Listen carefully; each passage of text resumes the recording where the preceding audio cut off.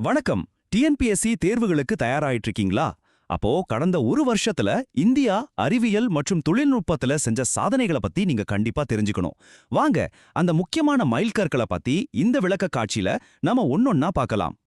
செவ்வாய் கிரகத்தோட சுற்றுப்பாதையாகட்டும், நம்ம கடலோட ஆழமாகட்டும், எங்க பார்த்தாலும் இந்தியாவோட அறிவியல் லட்சியம் வளர்ந்துகிட்டே போகுது. இது வெறும் வார்த்தைகள் இல்ல, நிஜம். வாங்க, அந்த சாதனைகளின் பயணத்தை இப்போ நாம ஆரம்பிக்கலாம். சரி, நாம எதை பத்தி எல்லாம் பார்க்க போறோம்னு ஒரு சின்ன அவுட்லைன். முதல்ல நம்ம சூரிய குடும்பத்தை ஒரு ரவுண்ட் வருவோம். அப்புறம் பூமிக்கு பக்கத்துல என்னெல்லாம் டெவலப்மெண்ட்ஸ்னு பார்ப்போம். அதுக்கப்புறம் பிரபஞ்சத்தையும் கடலையும் ஆராய்வோம். அதோட மனிதர்களை விண்வெளிக்கு அனுப்புற திட்டம் பத்தியும், கடைசியா இந்தியாவோட அடுத்த பெரிய சவால் என்னங்கிறதையும் நம்ம பார்க்கலாம். வாங்க, நம்ம பயணத்தை ஆரம்பிக்கலாம். முதல்ல நம்ம பூமியை விட்டு கொஞ்சம் தள்ளி போய் நம்ம சூரிய குடும்பத்துல இந்தியா என்னெல்லாம் பண்ணிட்டு இருக்குன்னு பார்ப்போம். முதல்ல நம்ம பார்க்க போறது வீனஸ், அதாவது வெள்ளி கிரகம். இத பூமியோட இரட்டைன்னு சொல்லுவாங்க. ஆனா அங்க நிலைமை ரொம்பவே மோசம். பூமி மாதிரி ஒரு கிரகம் எப்படி இப்படி ஒரு நரக உலகமா மாறுச்சு? இந்த மாதிரி பல கேள்விகளுக்கு விடை தேடதான் இஸ்ரோவோட இந்த மிஷன்.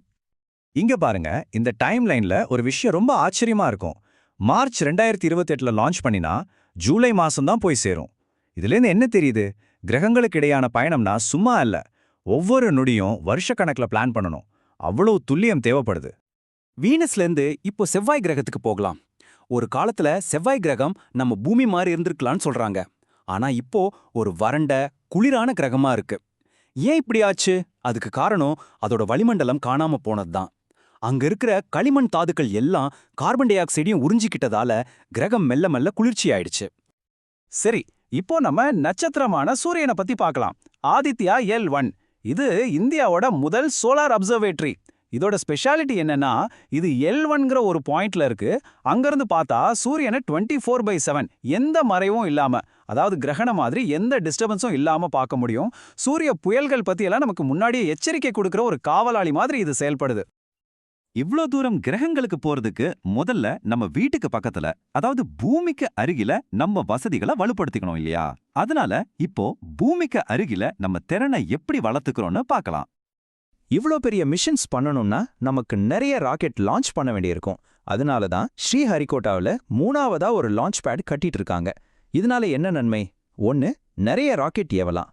2, அடுத்த ஜெனரேஷன் பெரிய ராக்கெட்டுகளை ஏவலாம்.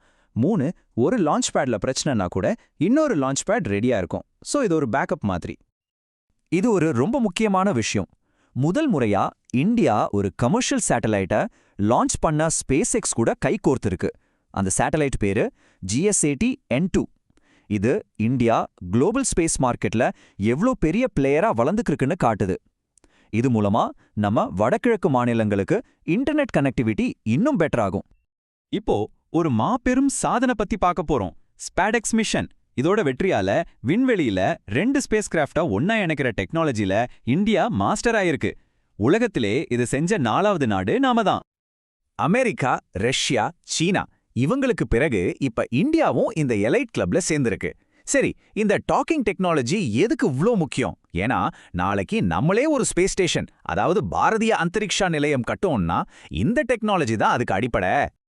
அதனால இந்த ஸ்பேடெக்ஸ் டெஸ்ட்ங்கிறது வெறும் ஒரு டெஸ்ட் இல்ல.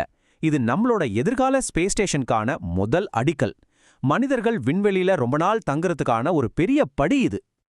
ஒரு பக்கம் பிரபஞ்சத்தோட உச்சத்தை தொடுறோம், இன்னொரு பக்கம் நம்ம பூமிக்குள்ள ஆழமா போறோம். இந்த 2 தேடலும் ஒரே நேரத்துல நடக்குது. ரொம்ப சுவாரஸ்யமா இருக்குல்ல? வாங்க இத பத்தி பார்க்கலாம். இங்க 3 புது டெலஸ்கோப்பை பத்தி கொடுத்திருக்காங்க. டிவாக், பிரத்யூஷ், PROB-3. டிவாக் ஒரு ஆப்டிக்கல் டெலஸ்கோப். நம்ம பெல்ஜியம், கனடா கூட சேர்ந்து பண்றோம். பிரத்யூஷ் சூரியன்லேருந்து வர்ற ஹைட்ரஜன் கதிர்களை ஆய்வு பண்ணோம். PROB-3 ரொம்பவே வித்தியாசமானது. இது யூரோப்பியன் ஸ்பேஸ் ஏஜென்சி கூட சேர்ந்து பண்ற ஒரு மிஷன். செயற்கையா ஒரு சூரிய கிரகணத்தை உருவாக்கி சூரியனோட கொரோனாவை ஆய்வு பண்ணுவாங்க. சூப்பர்ல? வானத்தை பார்த்தாச்சு. இப்போ நம்ம கவனத்தை நேரா பூமிக்குள்ள திருப்புவோம். கடலுக்கு அடியில, இதுவரைக்கும் நம்ம போகாத ஆழத்துக்கு. Deep ocean mission. இதுதான் அந்த திட்டம். இது ஒரு விண்வெளி பயணத்துக்கு கொஞ்சமும் சளைச்சதில்ல. முதன்முறையா மனிதர்களை ஒரு நீர்மூழ்கி கப்பல்ல ஆழ்கடலுக்குள்ள அனுப்பி அங்க இருக்கிற கனிம வளங்களையும் கடல் அறிவியலையும் ஆராய போறோம். இதுக்கு அறிவியல் மற்றும் ராணுவ ரீதியா மிகப்பெரிய முக்கியத்துவம் இருக்கு. சரி, இப்போ நம்ம பார்த்த எல்லா டெக்னாலஜியும் எல்லா முன்னேற்றமும் ஒரு பெரிய இலக்க நோக்கி தான் போகுது. அதுதான் இந்தியர்களை விண்வெளிக்கு அனுப்புறது, அதாவது நம்ம ககன்யான் திட்டம். ககன்யான் இது இந்தியாவோட விண்வெளி திட்டத்தோட ஒரு மகுடம்னு சொல்லலாம். 3 விண்வெளி வீரர்களை 3 நாளைக்கு பூமிக்கு மேல இருக்கிற ஆர்பிட்டுக்கு அனுப்புறதான் இலக்கு. இதுக்கு நம்ம LVM-3 ராக்கெட்டை தான் பயன்படுத்த போறாங்க. இதுல முக்கியமா கவனிக்க வேண்டியது வீரர்களோட பாதுகாப்பு தான். இதுக்கு நம்ம முன்னாடி பார்த்த ஸ்பேடெக்ஸ் மாதிரியான டெக்னாலஜி ரொம்பவே உதவும். ஏன்னா நாளைக்கு நம்ம ஸ்பேஸ் ஸ்டேஷனுக்கு போறதுக்கு இந்த மாதிரி டெக்னாலஜி தான் தேவை. விண்வெளிக்கு போறதுக்கு முன்னாடி அதுக்கு தகுந்த மாதிரி பயிற்சி எடுக்கணும் இல்லையா? அதுக்காக இஸ்ரோ என்ன பண்ணுதுன்னா லடாக்ல ஒரு இடத்தை தேர்ந்தெடுத்திருக்காங்க. ஏன் லடாக்? ஏன்னா அங்க இருக்கிற நிலப்பரப்பு செவ்வாய் கிரகம் மாதிரியே இருக்குமா. அங்க ஒரு ஸ்பேஸ் ஹேபிடேட் மாதிரி செட் பண்ணி விண்வெளி வீரர்கள் தனியா இருக்கும்போது அவங்க எப்படி செயல்படுறாங்க, உயிராளர்வு சிஸ்டம்ஸ் எப்படி வேலை செய்யுதுன்னு எல்லாம் டெஸ்ட் பண்றாங்க. இதுக்கு பேர் தான் அனலாக் மிஷன். ஓகே, இப்போ கிரகங்களுக்கு போனது, நம்ம பூமியை சுத்தி டெக்னாலஜியை வளர்த்தது, மனுஷங்களை விண்வெளிக்கு அனுப்ப தயார் பண்றதுன்னு எல்லாத்தையும் பார்த்துட்டோம். அப்போ இதுல இருந்து நம்ம எடுத்துக்க வேண்டிய முக்கியமான விஷயம் என்ன?